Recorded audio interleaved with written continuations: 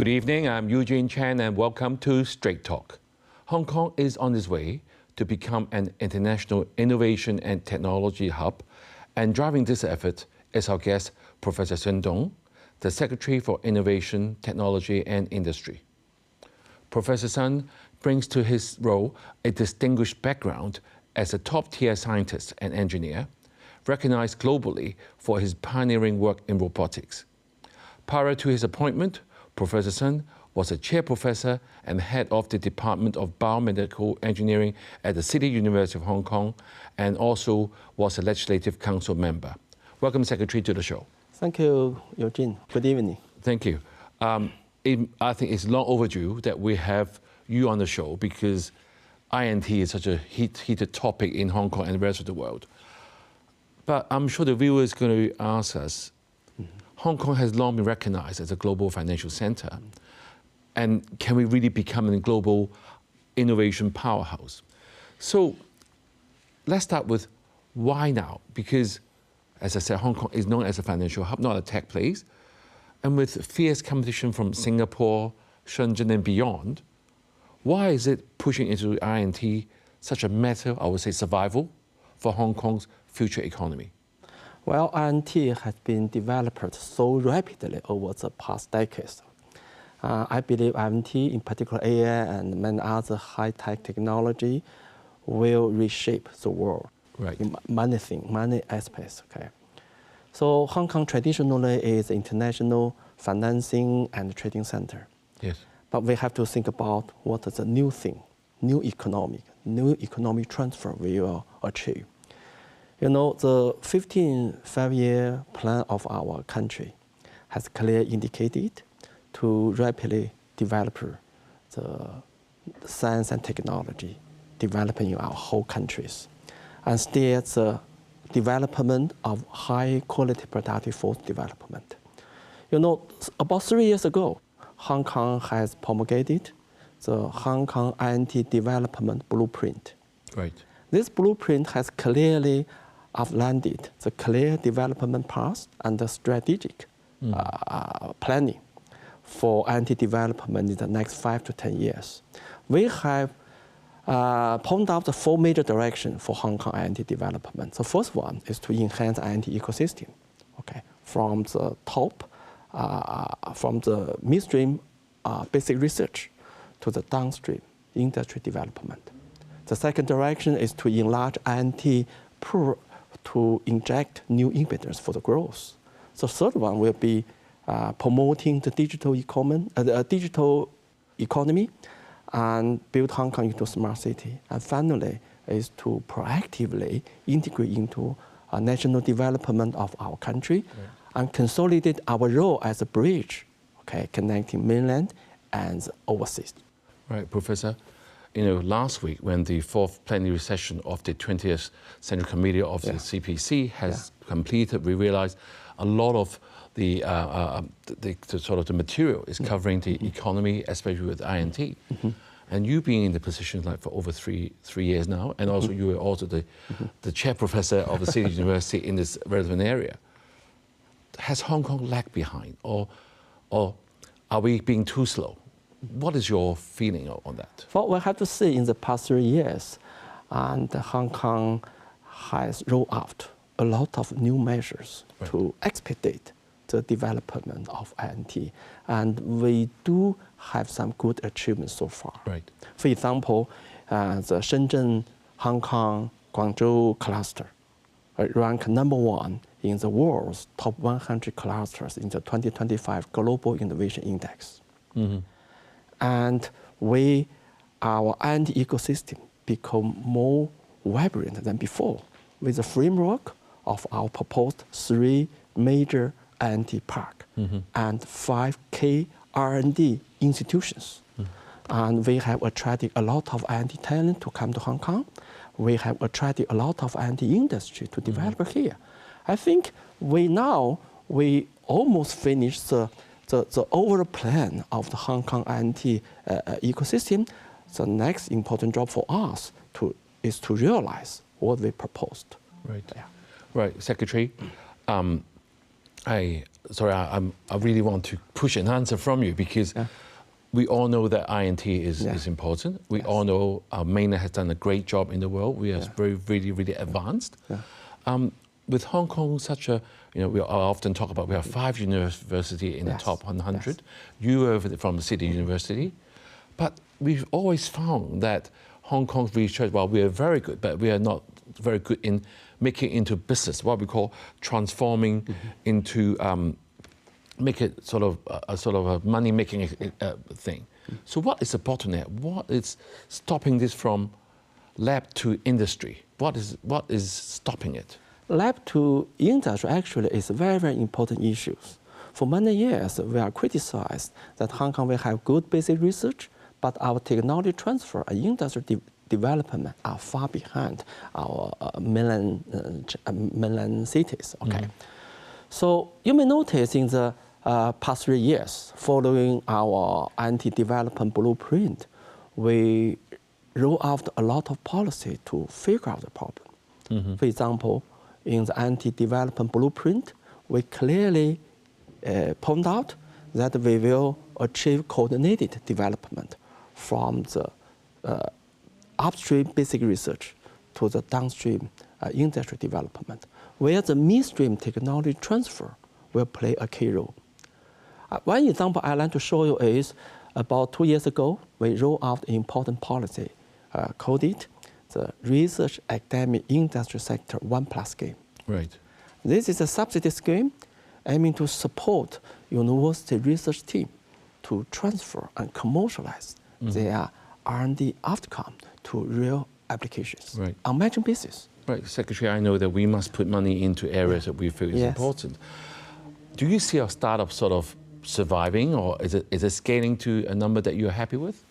So actually, it will take time from rolling out the policy to what you can see, okay? I mean, in terms of the outcome, okay? So far, let me tell you, by the end of last year, the number of startups in Hong Kong has increased to 4,700. I believe the number will be increased continuously. Right. And for the Risk Plus scheme I just mentioned, so far we have supported 2 groups of the good research team. Right now we are reviewing the third branch of applications. Okay. Right. Recently, we rolled out a new scheme called the I&T Pilot Accelerator scheme. This scheme aims to support the international startup service provider to bring and gather many startups in Hong Kong and help them to grow successfully in Hong Kong. Right.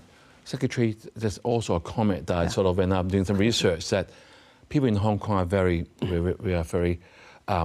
careful, a little bit more on the conservative side. But then in sort of I&T, we need to kind of foster more of a vibrant, risk-taking culture, which you see over maybe in other countries.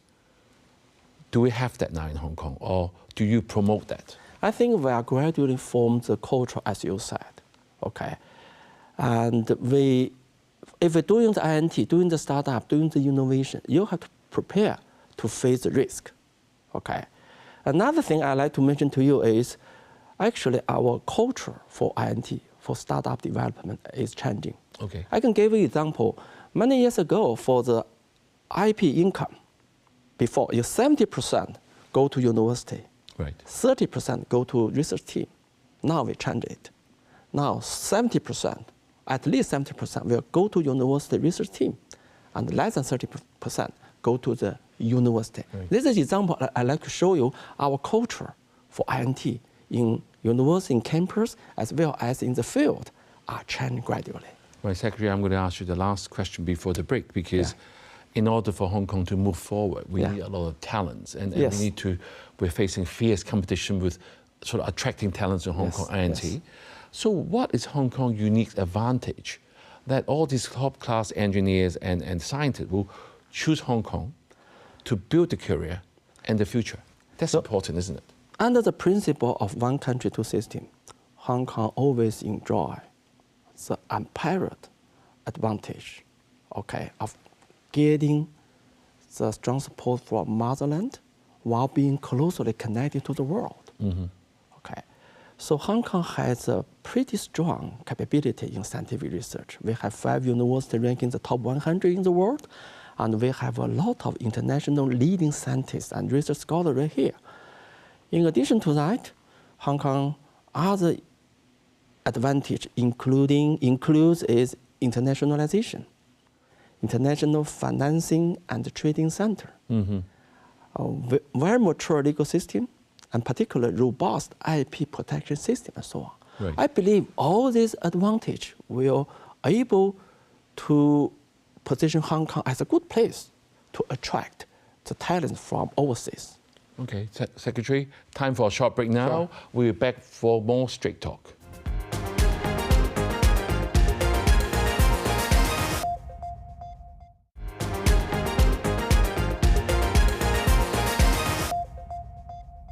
Welcome back. Secretary for Innovation, Technology and Industry, Professor Sun Dong, has been updating us on the landscape of innovation and technology in Hong Kong and some of the key initiatives that the government has been taking in this area. So, Secretary, you have given us a very good roadmap. You have your blueprint, you have your funding, you have the talents all sorted out. Let's move on to the actual engine that we need. When you say data, we need to build up a sort of data center. I know you have this called center-rich data cluster. So what is it? And what are you trying to create in terms of, apart from data storage? There must be a strategy behind this. I know that it's going to be up to tender by end of the year. Yeah. Hopefully it's move up very quickly. Maybe you can share with the viewers, why do you push for this data center? So, in Hong Kong I&T development blueprint, we have identified several key areas to develop Hong Kong. One of them is AI and data science related industries. So we are determined to build Hong Kong as a regional digital infrastructure hub, and also, of course, international data hub. So for this purpose, we need to build a lot of the key infrastructure, where computing power facility will be one of these key infrastructure. So we launched an open tender for building international data park at Sandy Ridge. This area will have about more than 116 square meters for top-tier data center use. Right. We hope through this international data park, we can strengthen our position as a regional infrastructure hub, foster the growth of data and AI-related industry, okay, and advance our development of the digital economy and smart city initiatives. Right, Secretary, do you have any sort of incentives or even other policy support so that this particularly attractive is to the top tier international data center operators? We need them as well. Anything you're going to get them to come? You may notice it is first time for us to adopt the so-called two-envelope approach in the tender assessment. In this way, we can enable a comprehensive assessment, okay, for the tendering proposal on both non-premier and premier proposals. Our purpose is to select the proposals that can best unleash cities' potential. Right. Yeah. See, this is going to be a major investment for Hong Kong. Yes. Are you confident that the local or even the regional demand for data capacity would justify our investment and will be successful? We strongly believe that computing power facility is a very, very important foundation to foster the growth of data processing and AI-related industry. Okay, so taking Cyberport as an example, since its establishment of supercomputing center in Cyberport, it has attracted a lot of very, very good technology talents, enterprises together in Cyberport in the past 2 years. Right. Okay, because this important infrastructure. So I believe the same effect will be happened in Sandy Ridge for the future international data park. Its economic impact will expand to the Great Bay Area Okay. and the nearby regions and countries. Right. Okay. Okay, so we have talked about the engineering room behind everything. Let's talk about the startups. We talked about a bit earlier in the first part, you said it has done well, more are coming, and we know the government, the new pilot I&T Accelerator scheme, actually now is in the market with private players like the 10 Wings Accelerator. So what types of companies, sort of so-called high-risk and early stage company, that this pilot scheme is designed to support that the private market might overlook? Because we try to help everybody, don't we? So how do you do that? Well, the accelerator aims to attract and gather some well-established startups and foster the clustering effect and strengthen the support of this good startup with potential to become the listed company in the future. Okay, so the chief executive announced this I&T Pilot Accelerator scheme in his polo address last year, and the electrical just approved the funding last month. So we will roll out this policy very, very soon. Under this scheme, each service provider, can receive up to 30 million Hong Kong dollars for maximum 3 years to attract and gather the startup in Hong Kong. Right. So we hope in this way we can accelerate the startup development in Hong Kong through providing resources and systematic training for them, including personal capital, working space, legal service, business network, and so on. So this is our rationale. Right. Yeah. So, Secretary, you know that in Hong Kong we always, when we are doing very well with our financial reserves, we often put on the funding, but we also have learned that funding alone isn't good enough to make sure it goes fast enough. So, what are the support, like mentorship or even partnering with other strategic partners or even market access, that your bureau is going to ensure these companies will do well, because it is our interest that they do well, isn't it? So that's why we said the funding support or policy initiative, just one aspect from the government point of view. The most important thing is to let industry to work with the market force, to develop this startup in Hong Kong. So this program aims to attract the international startup service provider from all different places in the world come to Hong Kong. Right. And then gather the resources, including capital, people, technology, and so on.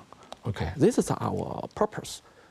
Jointly work with market force. Right. So apart from all the startup initiatives, let's talk about, I will use the word manufacturing renaissance, because it's what we call new industrialization.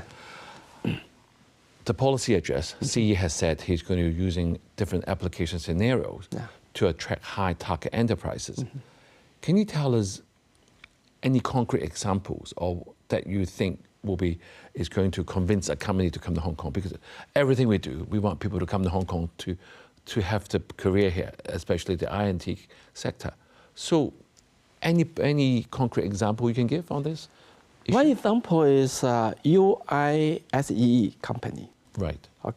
We attracted this company to Hong Kong several years ago. Then in the past many years, we continually support the company to develop a local market, particularly for their autonomous driving technology, service, product in Hong Kong Island. After setting up good example in Hong Kong, they further expand to overseas. Now they successfully, using their product solution in many international airports. Many of them are very, very famous airports. This is a good example. Right. Another example is recently happened. We successfully attract the Brinco. This is one of the 6 small dragon company in Hangzhou. Right. We not only help them to settle in Hong Kong through some support in workspace and financial thing and so on. We also help them to go through some necessary procedures, such as their products can be quickly used in Hong Kong. So this is two good examples about the application scenario attraction of the good business in Hong Kong. Right. And I know that you have lowered the project application from $300 million to $150 million. What has the response like since you have lowered it? Have you lowered it? Has it been more applications or how do you see it? Yes. So, we rolled out the new Industrialization Acceleration scheme last year. And in this scheme, we require the minimum, the investment cost will be 300 million Hong Kong dollars. Then in the past 1 year, we listened a lot of market feedback. Many SMEs, they cannot afford so much investment, at the very beginning. Therefore, we decide to lower down this minimum request from 300 million to 150 million, such as more local SME can benefit from these industry supporting policies. Therefore, to broaden the scheme coverage. This is motivation of making such change. Right. I know it's going to take some time for the park to do well, but more importantly, I want to ask you, what policy breakthrough are you working on with the mainland authorities to facilitate sort of smoother flow of data, talent, and capital across the country? Yeah, talk about a very important part for the future Hetao Hong Kong Park development. Actually, we have proactively working with mainland authorities and the Shenzhen municipal government to explore the efficient cross-boundary flow of I&T elements, including, as you said, personal, capital, data, materials, particularly some biosamples. I can tell you we have made a very, very good progress so far. And we almost achieved final agreement for the data as some biosample, these important elements to cross-boundary, for the I&T use within the total Hetao area, So now we are discussing the cross-boundary flow of other elements such as personal. We will make a bridge to connect the two parks. One is the Shenzhen Park, another one the Hong Kong Park. Meanwhile, we are exploring some efficient policy for cross-boundary flow of the capital, such as some mainland companies can bring more money to run their business, including construction of the buildings in the Hetao Hong Kong Park. I believe we will announce some good news in the future. Thank you, Professor Sun, for sharing with us your insights on the formula for success to transform Hong Kong into an innovation hub. This formula, as we have heard, is indeed complex. It requires not just government strategy, but a cultural shift towards risk-taking and a collective belief that Hong Kong can indeed be a home for the world's brightest minds and most groundbreaking ideas. Thank you for joining us on Straight Talk and have a good evening.